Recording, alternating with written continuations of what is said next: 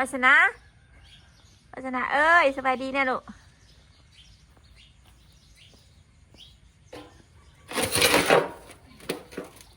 สบายดีป้าลุงFCทุกท่านยินดีต้อนรับเข้าสู่ช่องป้าจอยเด้อมื้อนี้ต้มปลาหมักซีนีเด้อมื้อนี้ป้าลุงเอ้ยอันนี้หมักใหญ่หมักซีนีเนี่ยตัวน้อยเอาให้อู้ว่าแน่แม่หมักซีนีในตู้ตัวก็หมักซีนีในตู้น้อยนะตู้น้อยก็เป็นตู้นี่ของเป็นตู้น้อยอันนี้ของเป็นตู้ใหญ่นี่ของเป็นตู้เฮาอันนี้แม่ทำไมจะหน่อยเถอะมันคือหน่อยใหญ่ของตู้เตี้ยนะนี่ในตู้วิวของตู้ว่าน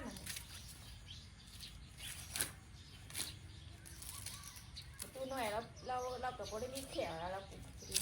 หมักงามยังมาซุกนะตัวมันนั่นแม่ยังหนึ่งอยู่ก็แตกต่างแค่นี้ของตู้เตี้ยของตู้น้อยว้ายอ่านปลุงอยู่คือหน่อยแจ๊มันคือใหญ่แค่นั้นตู้ใหญ่แหละของตู้น้อยดึงหนวดหน่อยเลยหนวดหน่อยโอ้ยดีตู้เตี้ยหนักหน่อยไม่มีแดะร่างหันแล้ว บางเดือนกับหมูนี่มันมีเงามันโตหน่อยแค่ไหนมันโตหน่อยถามตู้เตี้ยเลยคือตัวน้อยแหละมันคือโตหน่อยเลยตัวใหญ่นี่ให้ปลาดุ้งลองยกโตหน่อยเลยนะตู้เตี้ยปลูกมาได้คือได้หมากน้อยแท้ยังไงตู้น้อยปลูกคือได้หมากใหญ่ต้องกระดาษงานตู้น้อยเราเอามาซื้อให้ช้อนถุงแต่มาเนี่ยตะเกียบเอามาต้มหวานมาซื้อ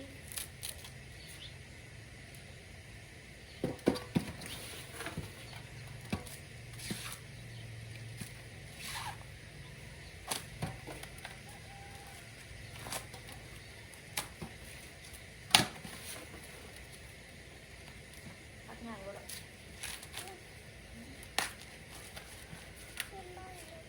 ยังบะชุกเลยลูกป้าตัวนี้ก็เขียวห่างเลยมันดอกไฟตะเวนลูก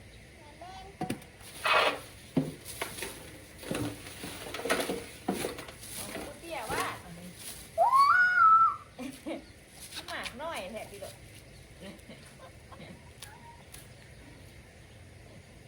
มึงแม่ของกูน้อยแล้วของกูเตี้ย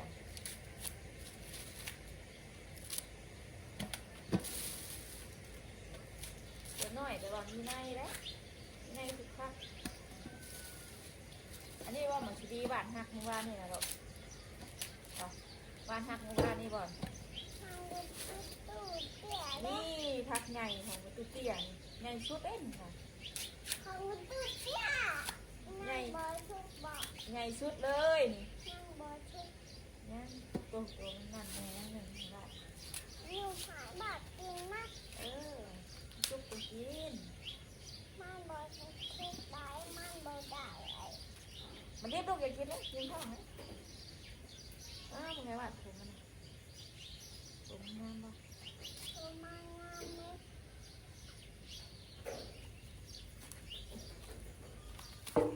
มันงามดีนะเฮ้ยผมมันงามดีเอาหายบ้านะ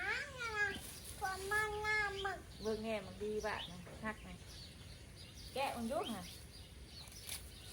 มันมีในบ่จะแกะมึงมีในอยู่บ่โอ้ยังในแก้วน้ำแหละไม่มีผมมะเขียวห่างแค่ดีเตี้ย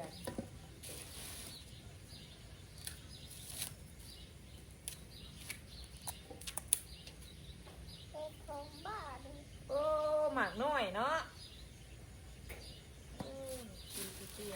มันรถทุกใบล่ะแกะมันลูกบ่ไม่แกะเองได้แกะซอย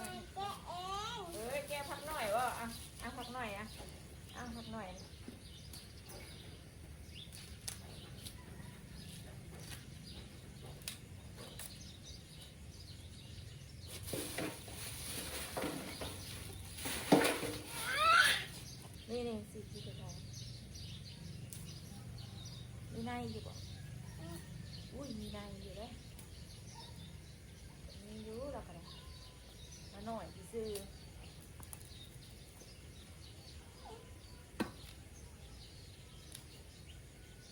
วันนี้ลูกสิกินยังมัน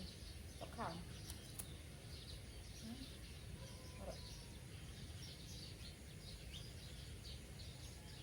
ว่าสิกินเด้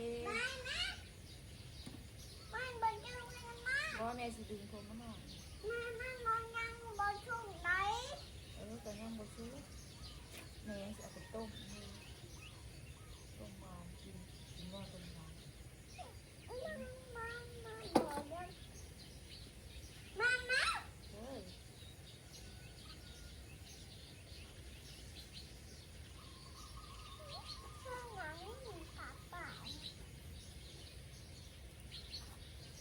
งามเท่าไหร่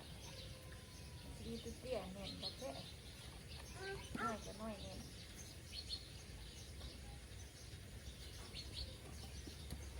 อันนี้ของน้องสาวแล้วอันนี้ของน้องสาวนี่ของเอื้อยแล้วอันนี้ของเอื้อยอันนี้ของน้องนี่เลยของสีแล้วนะอันนี้ของมีตู้น้องวาสนาที่ของน้องสาวมีตู้น้องวาสนา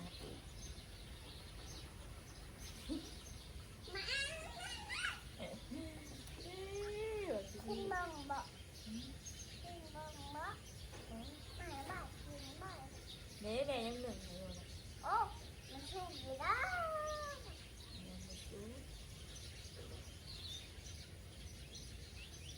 ต้มมาให้กระตู้กินก้อนให้กระตู้จอยก้อนจอย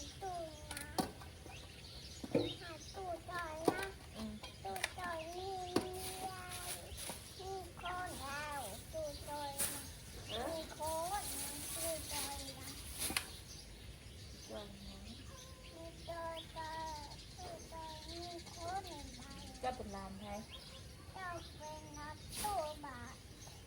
เป็นร้านตู้บาทในตู้ได้ซื้อยังในตู้ยังตู้สมจะเป็นลูกไผ่ออกยุบ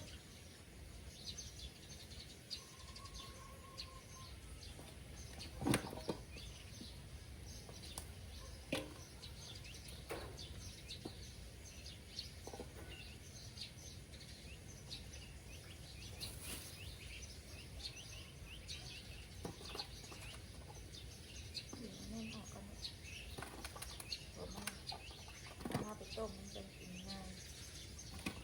หนักมันเยอะมีสักอันค่ะ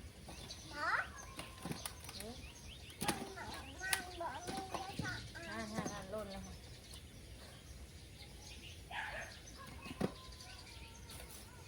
เนี่ยเปลี่ยนมันดีเนาะเปลี่ยนมัน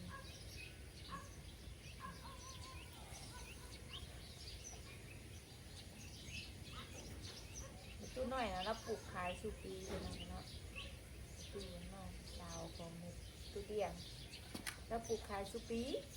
ในตู้เตี้ยนี่แล้วปลูกกินซื้อเราไม่ได้ขายแล้วปลูกกินสิพักใหญ่เลย4 พักคุณนายพี่น้องเลย10,000 กีบนะคะถูกดีตอนแต่หัวปีนะแบบสี่นะ20,000เดี๋ยวนี้นะแบบนี้ไม่เชื่อกับแบบสี่ซ้ำนี่10,000 กีบซ้ำนี่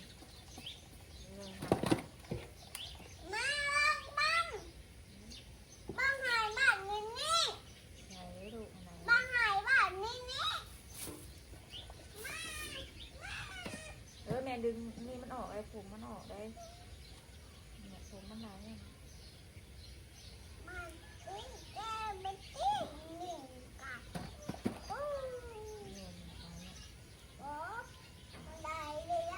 ดึงออกให้ได้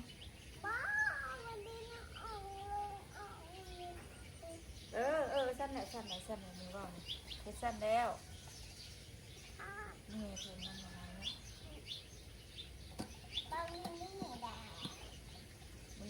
เบิ่งมาชี้เบิ่งเลยในเสียงคนถ่ายประดุงเมืองของ น้องสาวของเอื้อยดิ ของบ้าน นี่นี่ของมิตู้เตี้ยนี่ของมิตู้เตี้ยนี่ของมิตู้น้อยนี่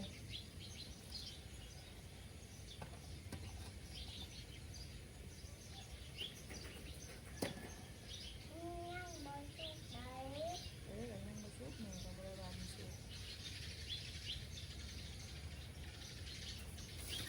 นั่งยังไง มาสิดีทำของมิตู้เตี้ยนี่คือธรรมชาติเตี้ยมาปลูกใส่ก็ได้ใส่นะไปข้าวสิดีให้นะ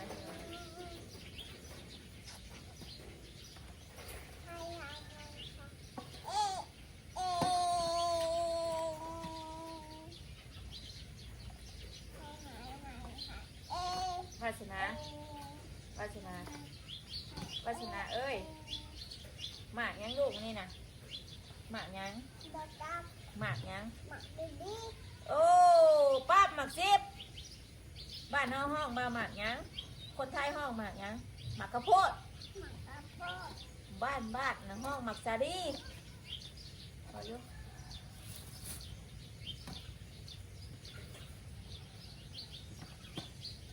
ต้มหมักซาดีน้ำบาดเลยปลาลุงมาเนี่ยเอาปลาลุงมากินต้มหมักซาดีน้ำดุดีก็จะหนึ่งเอาเดียวนะ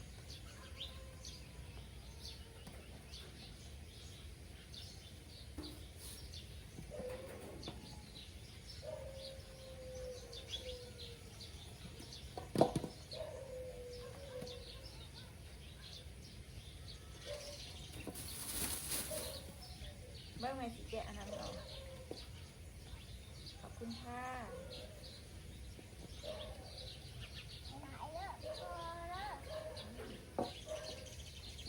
บาดจงมันให้พอบ่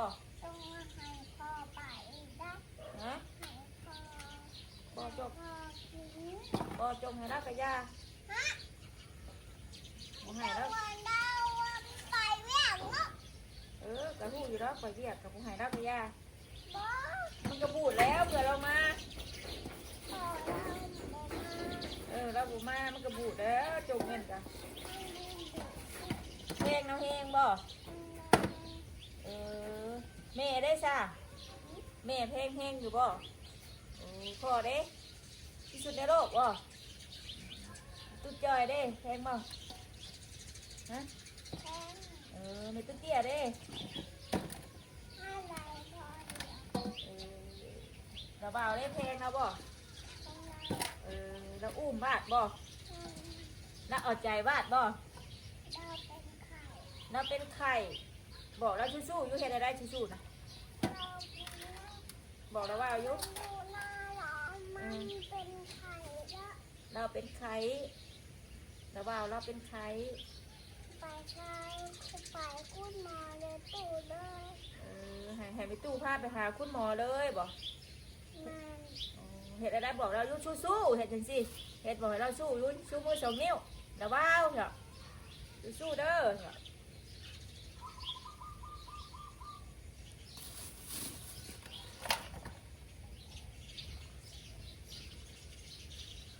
บาดเอ้ยมื้อนี้เจ้าสิกินข้าววัดยังบอกแม่ดูบอกแม่ดูลูกสิกินข้าววัดยังลูกอยากกินยังกินบ่ข้าวผัดเป็นยังกินข้าวผัดกินบ่กินปลาบ่บอกแม่ที่เลือกเอาอย่างนึงที่ลูกสิกินยังกินต้มข้าวบ่กินแบบไหน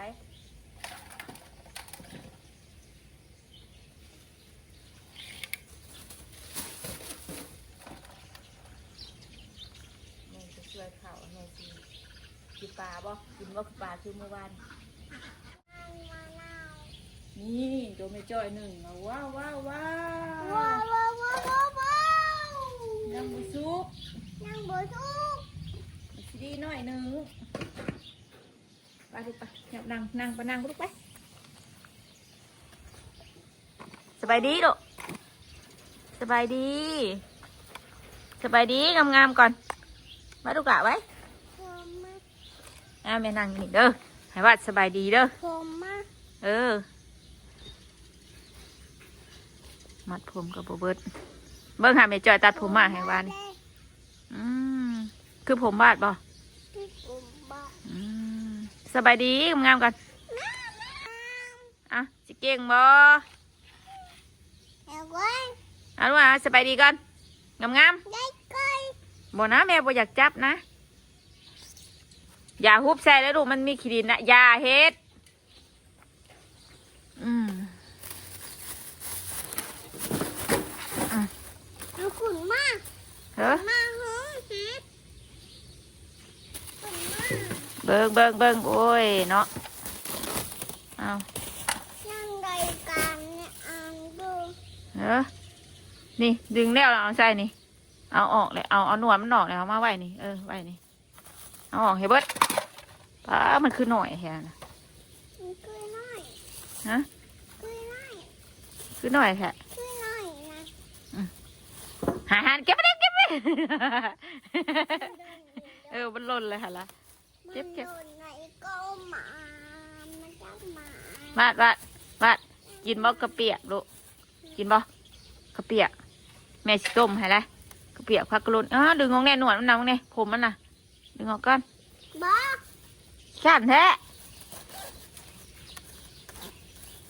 ขันถือแล้ว ฮะ คือขันถือ ขันแท้คือบ่รู้แน่บ่ อ้าว เอาใส่รถลูกละเบิ่งลูกกับลูกแน่ตี้ลูกอะอยากขี้ข้านไหนตี้ มีขันเนาะ ฮะสิซอยแม่เฮ็ดเวียกได้บ่คือข้านแท้ใหญ่มาน่ะบ่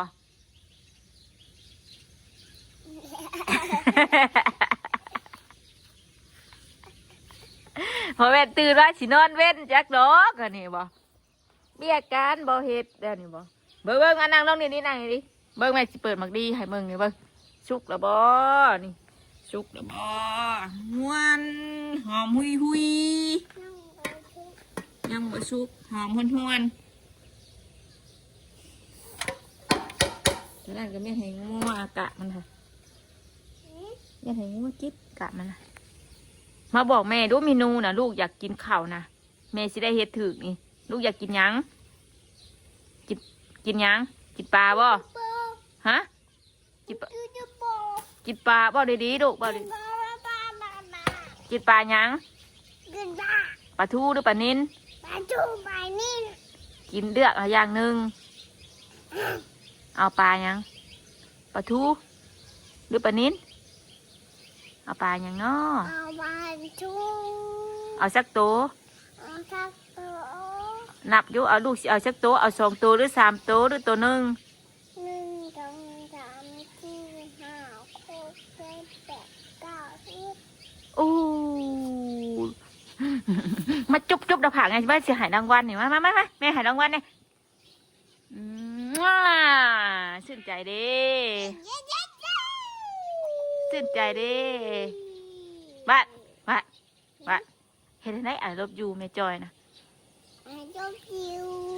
มือได้สิหายใจแม่จอยนะ อายุยิว มีแต่หายแม่จอยเอาใจมือไหนเด้สิเอาใจแม่จอยโอ้แม่จอยนะบ่เบิ้งแม่สิตรวจสอบเมืองนี่ลืมแล้วจากบ้านนะอยู่บ้านไหนนี่นะเฮาลงทางเฮาบอกจักทางมาได้นี่นะบอกอยู่บอกกับลุงอยู่โล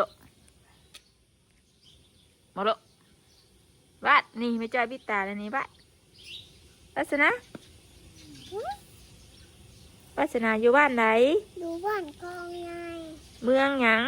หาคือแบบพา แขงหยัง แข่งบ้านนั่นเอง เจะเป็นลูกไผ เป็นดูพ่อ พ่อหยัง ความบุญ แม่เด้ แม่ใจ วู้ปั๊บหมักซิบ เห็นได้หมักซิบป้าหมักซิบน่ะตัวไรลูก ตั้งมาสิ นี่หมักซิบปั๊บ ป้าหมาสิ ปั๊บหมักซิบดูคืองามแน่ดูกินข้าวกับหยัง กินข้าวกับปลา โอ้หันหน้าไว้ปลาลูกมึงเนี่ยคืองามแท้กินข้าวกับปลากะป้า เจ้าคืนเคยว่านี่นะบ่ เขิน ฮะ เจ้าเขิน คืนแม่บ่ เขินแม่เจ้า เออคืนให้จอยย่องบ่บ่คืนให้จอยย่องบ่เจ้าคืองามแท้ป้าตะคืนวิดเบือนอันเนี้ยแม่จอยย่องว่าวาสนางามนะวาสนาคืนต้องงามแท้ เจ้าขี้ข่าวกันยังคืองามแท้ว้าป้าติดต่อหันมาหนึ่งปันนางเอกอันนี้นะป้านางเอกประจำช่องให้จอยนี่ป้าเจ้าคืองามแท้บอกแต่ละมือเจ้าขี้ข่าวกับหยังจะกินแต่นมมายังนี่นะน้องกระต่ายเบิ่งแหลมท้องกินแต่ปลานี่เนี่ยโอ้สิปิดหมวกแม่นบ่บัดนี้ป้าบ่เห็นนะบัดนี้นะป้าอุ้ยไม่จอยลืมช่วยเขาว่าไปช่วยเขาปะอ่ะหิวให้เอาขากล้องเขาแม่ก็โด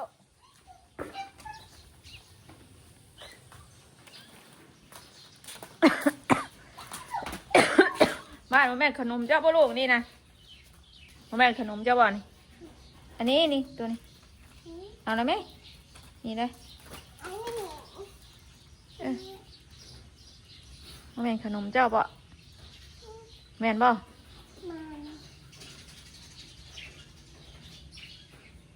ป้าคือรถเท่แท้นะรถบาทบ่นะรถบาทงามปานนั่นพุ่นน่ะอ๋อบาทสิให้ไปซื้อให้นะ หายพอเถอะ โอ้แล้วสิมีเงินบ่บัดนี้ เรามีเงินแล้ว ฮะ เรามีเงินแล้ว นมมันได้สะให้ไผใส่ซื้อนมน่ะ นี่ บ้านแม่จ้อยบ่มีเงินซื้อแม่มน่ะได้ให้ไผซื้อน่ะให้ไผซื้อให้น่ะบ่ให้ตู้บาทเนาะตู้บาทขายทานเนาะ นี่แต่ให้พ่อเพิ่นโอเคให้พ่อเบิ่งแม่สิไปช่วยเขาเบิ่งคนงามคืนนะพ่อคนงามป้าช่วยเขาก่อนซะเนาะป้าลุงเลยเนาะป้าจอยก็สิขอจบคลิปเพียงส่ำนี้ก่อนเด้อขอบคุณหลายๆป้าลุงเอ้ยที่เข้ามารับชมโดยที่บ่กดขามโฆษณาของป้าจอยตลอดมาก็ขอบคุณหลายๆเด้อเนาะคลิปนี้ก็ไปแล้วกล่าวคำว่าสบายดี